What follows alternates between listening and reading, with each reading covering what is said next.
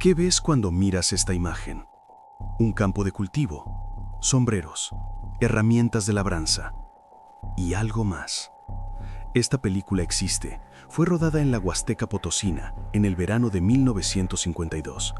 Y durante más de 4 décadas, nadie fuera de 3 municipios supo que existía. La pregunta no es si lo que ves en ella es real. La pregunta es, ¿por qué desapareció todo rastro oficial de ese día? Soy el misterioso crononauta y llevamos 3 años rastreando este caso. Hoy vamos a ver lo que hay en ese metraje. Vamos a hablar con quien lo filmó, cómo llegó a nosotros y por qué lo que ocurre en los últimos 90 segundos de esa bobina cambia radicalmente la narrativa que nos han contado. Al final de este video vas a ver algo que no tiene explicación sencilla, y te lo advierto desde ahora, no voy a darte una respuesta comba, porque este caso no la tiene. Pero sí hay hechos, documentos, testimonios y una bobina de 16 milímetros que sobrevivió a todo. Empecemos desde el principio. La Huasteca Potosina en 1952 no era el destino turístico que conocemos hoy. Era tierra de milpa, de rancherías dispersas, de comunidades que vivían bajo una lógica completamente distinta a la del México urbano que celebraba su modernidad postrevolucionaria.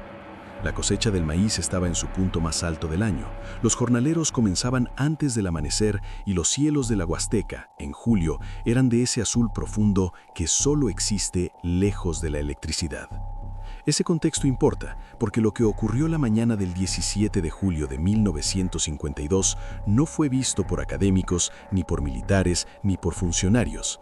Fue visto por hombres que llevaban machete y sombrero de palma, por mujeres que cargaban agua, por niños que no tenían por qué estar ahí, pero que estaban. Y uno de ellos tenía una cámara. Ahí está la primera rareza de este caso. En 1952, en una ranchería de la Huasteca, un campesino no tenía cámara de 16 milímetros. Eso no era un objeto que perteneciera a ese mundo.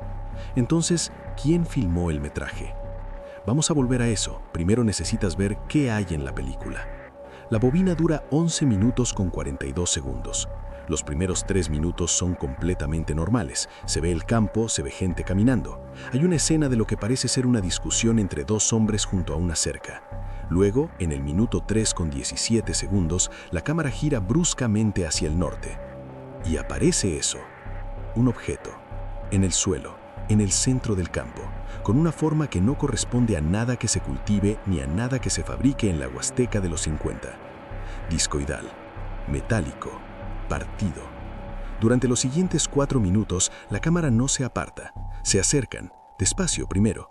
Puedes ver los sombreros moviéndose entre las milpros. Los hombres llevan las herramientas todavía en la mano, como si nadie hubiera dado la orden de soltarlas.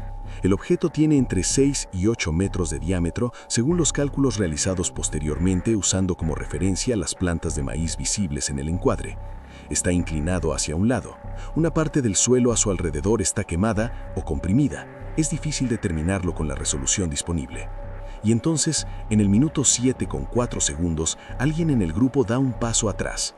No es pánico, es algo más controlado, como cuando alguien ve algo que no esperaba ver y el cuerpo reacciona antes que la mente.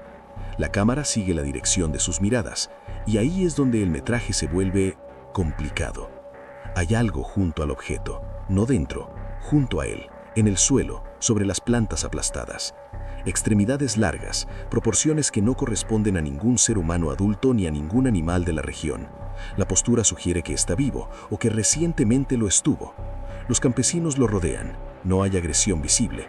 Hay observación, como la que se tiene ante algo que no cabe en ninguna categoría conocida. Uno de los testimonios recogidos décadas después describe lo siguiente, y cito textualmente de la transcripción. No gritó, no se movió mucho, nos miraba, creo. O eso sentíamos.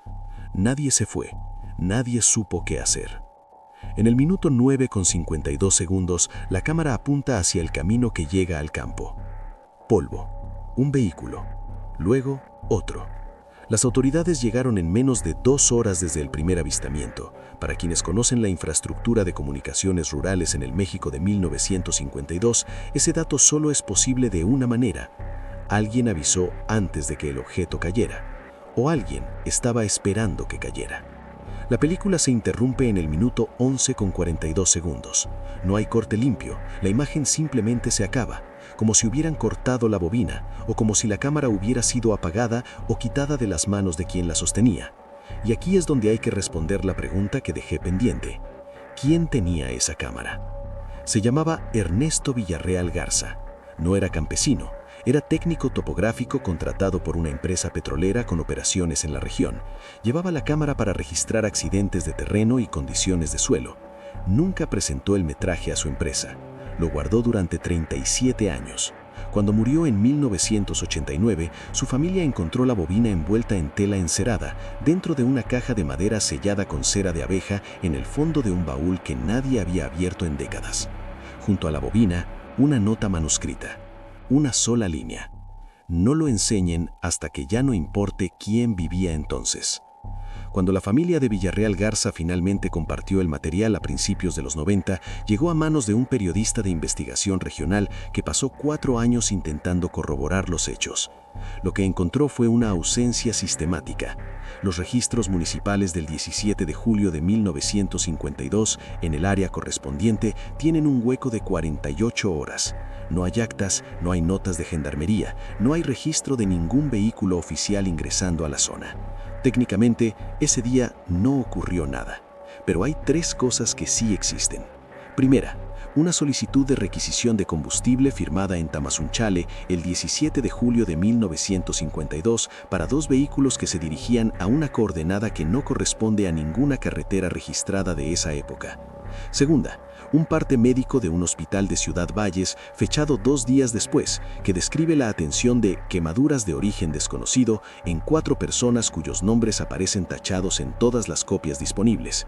Y tercera, una fotografía. No muestra nada definitivo, pero está fechada, y la geografía del fondo coincide con la Huasteca. Voy a ser honesto con ustedes sobre lo que este caso es y lo que no es. No tenemos un objeto recuperado, no tenemos un cuerpo analizado, no tenemos una confesión oficial, ni la esperamos. Lo que tenemos es una película filmada por un hombre que eligió no mostrarla mientras vivió, que eligió el silencio sobre cualquier forma de reconocimiento o de riesgo. Hombres que vivieron ese día describieron décadas después y de forma independiente lo mismo, una forma no humana, inmóvil, rodeada de personas que no sabían qué hacer. Y un aparato del Estado que llegó con una velocidad imposible para su época y que borró de los registros todo lo que pudo borrar. La historia no siempre nos da respuestas, pero cuando hay demasiadas ausencias en el lugar exacto donde debería haber documentación, eso también es un dato. Las ausencias no son neutrales, son decisiones. Esto no termina aquí. En los próximos meses vamos a publicar el análisis cuadro a cuadro del metraje disponible con un equipo de análisis forense de imagen.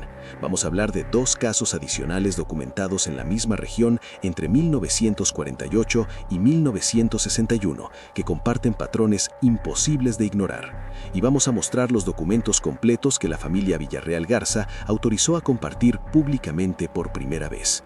Si quieres estar en esa conversación, ya sabes qué hacer. Una última cosa.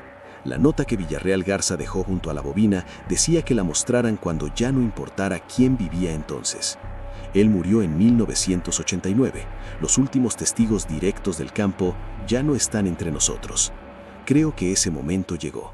Y creo que hay cosas que merecen ser vistas.